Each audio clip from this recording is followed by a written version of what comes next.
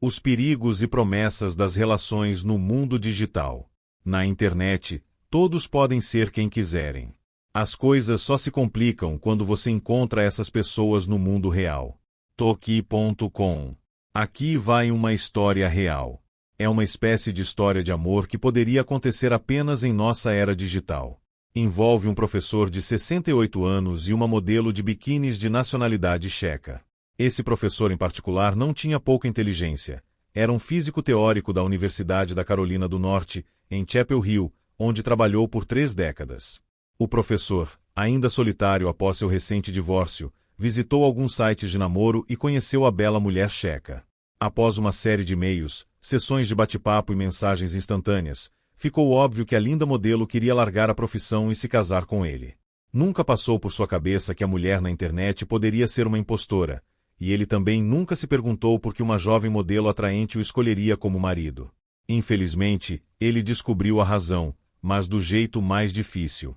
Depois de tentar muitas vezes falar com a garota por telefone, ela concordou em sair do mundo virtual e entrar na vida real. Tudo o que o professor precisava fazer era viajar para Bolívia, onde ela trabalhava atualmente, e encontrá-la. Ele concordou prontamente. O resto da história é doloroso para contar. Após chegar com atraso na Bolívia depois de um problema com a passagem, o professor descobriu que sua namorada já havia deixado o país.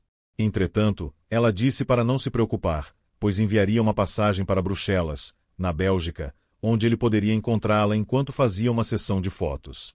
Seu único pedido era trazer uma mala que havia deixado na Bolívia. No aeroporto de Buenos Aires, a mala foi vasculhada. Havia escondidos dentro da mala quase 2 quilos de cocaína. Ele acabou acusado de tráfico de drogas, mas felizmente recebeu uma sentença leve. E qual foi a reação da verdadeira modelo checa sobre tudo isso? Medo, por seu nome ter sido associado com tráfico de drogas, e compaixão pelo professor, que, é claro, ela nunca havia conhecido na internet ou em qualquer outro lugar. De acordo com Maxine Svan, uma repórter que escreveu a história para o New York Times, o professor declarou que passou um mês na prisão até seus companheiros de cela o convencerem de que a mulher com quem ele pensava que estava conversando era provavelmente um homem. Baseado nessa história, você pode pensar que eu recomendaria ficar longe do mundo digital para conhecer pessoas e fazer amigos. Entretanto, isso não é verdade. Desde que você consiga discernir amigos de fraudes, e você aprenderá isso neste capítulo, o cenário online oferece algumas vantagens distintas. A internet é ótima para introvertidos.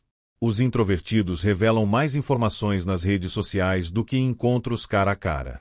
Isso acontece porque a dinâmica da internet lhes permite tempo suficiente para formular respostas significativas. Introvertidos também sentem dificuldade para iniciar conversas, principalmente com estranhos. Redes sociais eliminam essa pressão social. Elas também permitem que os introvertidos se expressem sem receber interrupção constante dos extrovertidos. E, finalmente, os introvertidos ficam mais inclinados a dizer aquilo que realmente pensam, sem se preocupar com uma resposta negativa que possa ocorrer, como acontece em comunicações cara a cara. Facilidade para encontrar algo em comum. Se existe um bom lugar para a lei da semelhança, capítulo 4, operar, esse lugar é a internet. Quando se trata de encontrar algo em comum com indivíduos que possuem interesses semelhantes, o mundo digital fornece o ambiente perfeito. Quer encontrar um amigo colecionador de selos? Existe um grupo na internet para isso. Interessado em encontrar pessoas que gostam de carros antigos? Existe um grupo na internet para isso. Procurando por aquele grupo especial de fanáticos por esporte que também são voluntários em abrigos de animais e comem maçãs orgânicas no estado de Washington? Existe um grupo na internet para isso. Bom, talvez. O fato é que, com os milhões de indivíduos na internet, salas de bate-papo e grupos de interesse devotados a qualquer atividade, real ou imaginária, a chance de desenvolver amizades com pessoas com algo em comum está a um clique de distância. Números. Se você estiver procurando por um amigo com qualificações e interesses específicos, onde preferiria olhar? Num bar ou outro local público em que haja 100 pessoas, ou na internet, onde dezenas de milhões de pessoas esperam por você? A quantidade gigantesca de pessoas que usam a internet aumenta suas chances de encontrar alguém que atenda melhor suas necessidades particulares. Menor chance de ficar constrangido. O anonimato e a possibilidade de começar e terminar relações utilizando cliques fazem com que seja menos provável ao internauta encarar a humilhação e o constrangimento que acompanham a rejeição cara a cara. É claro, se um usuário postar informações ou fotos de natureza questionável, a chance de constrangimento definitivamente aumenta, como foi o caso de muitos políticos e celebridades nos últimos anos. Habilidade de pré-qualificar amigos em potencial. Principalmente em sites de namoro, indivíduos procurando por parceiros têm a oportunidade de descrever aquilo que querem de um pretendente. É claro, nem todas as pessoas que leem as qualificações preenchem os requisitos. Muitos indivíduos irão contatar você na internet mesmo quando não possuírem as qualificações desejadas. Mesmo assim, mecanismos de seleção podem ser benéficos para limitar o número de pessoas que entram em contato. Oportunidade para checar as pessoas. A internet é rica em informações. Ela fornece uma grande quantidade de informações para aquelas pessoas que sabem como consegui-las ou estão interessadas em aprender mais sobre algo ou alguém. A rede deve ser vista como uma ferramenta para aprender mais sobre a pessoa com quem você está considerando desenvolver uma relação, seja essa pessoa alguém que conheceu na vida real ou no mundo virtual. Obviamente, essa busca de informações é mais importante para potenciais amigos virtuais, pois você não possui a vantagem de juntar informações através de dicas verbais e não verbais disponíveis em interações no mundo real. Não se pode negar que as comunicações online mudaram drasticamente o cenário da busca de amigos e a construção de relações. Enquanto essa forma de interação virtual continuar crescendo em popularidade, terá um impacto ainda maior na maneira como as pessoas desenvolvem relações no futuro. O que isso tudo significa para você? Citando Charles Dickens, pode ser o melhor dos tempos, pode ser o pior dos tempos. Quando feito corretamente e com as precauções apropriadas, fazer amizades no mundo digital pode ser uma experiência frutífera. Entretanto, mergulhar de cabeça em relações virtuais sem a devida atenção aos potenciais riscos é uma receita para o desastre. Antes de ligar seu notebook ou apanhar seu smartphone, aqui vão algumas coisas importantes para lembrar. Cuidado! Imortalidade adiante. Facebook, Twitter, Instagram. Salas de bate-papo, comunidades, e-mail, blogs, mecanismos de busca, sites de namoro. Um verdadeiro mar de oportunidades para buscar e encontrar pessoas que poderiam se tornar amigas ou mesmo parceiras de longo prazo. Mas tenha medo ou, parafraseando o famoso trailer do filme Tubarão, tenha muito medo do potencial preço que você paga sempre que entra na internet. Qualquer coisa que disser, qualquer site que visitar, qualquer foto que postar, mesmo seus e-mails e mensagens podem ganhar imortalidade instantânea na internet, produzindo pegadas virtuais que, diferente das pegadas reais, não são tão fáceis de limpar. Além disso, possíveis empregadores, amantes em potencial, perseguidores, empresas e até mesmo agências governamentais estão usando suas atividades virtuais para descobrir coisas sobre você e tomar decisões sobre como tratá-lo, mesmo que a informação usada tenha décadas de idade. Por favor, não esqueça que aquilo que você postar fará parte da sua identidade, pela eternidade. Sempre que estiver se comunicando pela internet, tenha isto em mente. Será que eu ficaria constrangido se aquilo que estou prestes a fazer aparecesse na primeira página dos jornais amanhã, daqui a um mês ou em 10 anos? Se a resposta for sim ou talvez, pare e pense antes de apertar o botão enviar. Isso pode poupá-lo de muita dor e frustração no futuro. Aprenda e use a etiqueta digital na internet. A tecnologia está evoluindo tão rapidamente que as convenções sociais para se usar computadores e smartphones nem sempre acompanham esse ritmo. Mesmo assim, existem algumas regras gerais que poderão deixar a experiência online mais segura e agradável para você e aqueles ao seu redor. Isso também aumentará as chances de fazer amigos, ao invés de inimigos, tanto online quanto no lugar físico de onde você estiver enviando mensagens, falando ou buscando. Smartphones. Num cinema da Flórida, um homem foi morto com um tiro por usar seu smartphone após as luzes terem se apagado. Provavelmente você não vai passar por uma experiência dessa se escolher enviar mensagens numa situação ou local inadequados. Entretanto, existem regras simples a seguir para proteger a si mesmo e as suas informações. Todos os dispositivos de comunicação móvel devem ficar em modo silencioso em qualquer local público onde uma chamada possa ser inadequada. 2. Todos os usuários de dispositivos de comunicação móvel devem evitar usá-los em qualquer local público ou privado onde a voz possa distrair ou perturbar o ambiente. Exemplo: Ninguém vai a um restaurante para ouvir sua longa conversa sobre os seus problemas em casa ou no trabalho. 3. Smartphones podem ser hackeados. Fotos e outras informações que você não gostaria que aparecessem no jornal devem ser removidas do seu aparelho. 4. A maioria das contas de celulares fornece um histórico detalhado das chamadas. É melhor não se esquecer disso se você gostaria que os outros não soubessem para quem você ligou ou quem ligou para você. 5. Filmar a si mesmo fazendo coisas que, por falta de uma palavra melhor, possam ser consideradas inadequadas provavelmente não é uma boa ideia. Exemplo: uma mulher do Reino Unido apanhou o smartphone de seu namorado e encontrou imagens dele fazendo sexo com um cachorro. Para piorar, era o cachorro dela. Sua reação não foi reportada. 6. Sexting, sexo escrito, principalmente quando fotos são incluídas, pode não ser uma boa ideia, mesmo entre marido e mulher.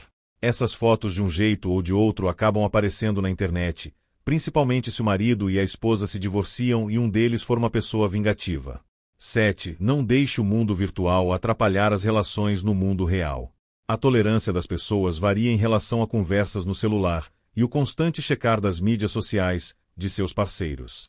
Mesmo se o parceiro, ou qualquer pessoa na sua companhia, for mais tolerante do que a maioria, ainda é considerado inadequado atender chamadas, checar mensagens e frequentemente olhar para o celular durante seu tempo juntos. Num capítulo anterior sobre comunicação verbal, apontei o quanto é importante ouvir atentamente a pessoa com quem você está conversando. Isso mostra interesse e respeito, criando um ambiente superior para fazer as pessoas gostarem de você e manter as amizades. Se você insistir em olhar o celular como um cordão umbilical na presença de outras pessoas, não espere o nascimento de uma boa relação. 8. Uma vez que os celulares mantêm seu código de área inicial, independentemente de onde estejam sendo usados, e, além disso, por causa da transmissão nem sempre ser clara, quando você entregar seu número de celular é importante começar com o código de área e repetir todo o número. Desse jeito, você aumenta suas chances de que a pessoa terá a informação necessária para chamá-lo de volta. Mensagens eletrônicas, e-mail. Um e-mail se posicionam entre mensagens de texto e cartas quando se trata do uso de linguagem formal ou informal. Obviamente, e-mails para possíveis empregos ou contatos importantes devem refletir a linguagem de uma carta mais tradicional, com boa escrita e gramática. Dito isso, é aconselhável manter todos os e-mails livres do tipo de abreviação normalmente usado em mensagens de texto instantâneas, e nunca se esqueça de checar erros de digitação antes de enviar o e-mail. 2. Pense cuidadosamente em seu apelido quando usar e-mails. Um apelido aceitável entre amigos pode ser muito inadequado quando contatar um possível empregador ou o diretor da escola do seu filho. Um dos meus colegas que ensina numa faculdade de administração me mostrou uma lista com seus apelidos favoritos, que incluíam nomes usados pelos alunos quando procuravam por emprego. O primeiro da lista era Melambe. 3. Não escreva e-mails apenas com letras maiúsculas, desse jeito. Isso é o equivalente a gritar numa interação verbal, e é considerado grosseria. 4. Nunca escreva um e-mail quando você estiver extremamente irritado ou perturbado. Num capítulo anterior, enfatizei que as pessoas nesse estado não conseguem pensar direito. Um e-mail escrito durante esse período geralmente reflete essa falta de raciocínio claro. Se você precisa mesmo escrever uma mensagem, não a envie, ao menos não imediatamente. Deixe-a de lado por várias horas e depois leia de novo quando você estiver mais calmo e conseguir pensar claramente. Só então você pode considerar enviar, provavelmente após várias revisões. Outra boa razão para não enviar imediatamente um e-mail irritado é seu potencial para piorar a situação. O problema pode ser resolvido, ou desaparecer, dentro de algumas horas se for deixado de lado. Uma resposta apressada e irritada elimina essa possibilidade. 5. Quando estiver pronto para enviar um e-mail, nunca se esqueça de checar para quem está sendo enviado. Muitos incidentes constrangedores poderiam ser evitados se o emissor tivesse checado se o destinatário era uma pessoa específica, e não a opção responder a todos. 6. Um e-mail pode ser eterno, ou ao menos existir na internet por meses, até mesmo anos. Uma vez que um e-mail é enviado, ele pode ganhar vida própria, pode se reproduzir, ser reenviado, arquivado. Sempre que escrever um e-mail, você deve se perguntar: o que aconteceria se este e-mail se tornasse público? Eu o enviaria mesmo assim? 7 e-mails deletados ainda podem ser recuperados meses após serem apagados. Isso acontece porque muitos servidores de internet salvam e-mails deletados em seus computadores. A recuperação de e-mails supostamente deletados já revelou muitas informações delicadas sobre indivíduos que pensavam que esses dados haviam sido destruídos com segurança. Muitas vezes, as pessoas descobrem isso de forma perturbadora, quando estão encarando um tribunal. 8. Nunca abra um anexo de e-mail a menos que tenha certeza de que conhece a pessoa que o enviou, e que foi realmente essa pessoa quem enviou. Endereços de e-mail às vezes são acessados ilegalmente e depois usados para enviar mensagens contendo vírus para a lista de contatos da vítima. A mensagem parece legítima, pois foi enviada por um computador invadido. No geral, é melhor não abrir nenhum anexo, a menos que seja absolutamente necessário.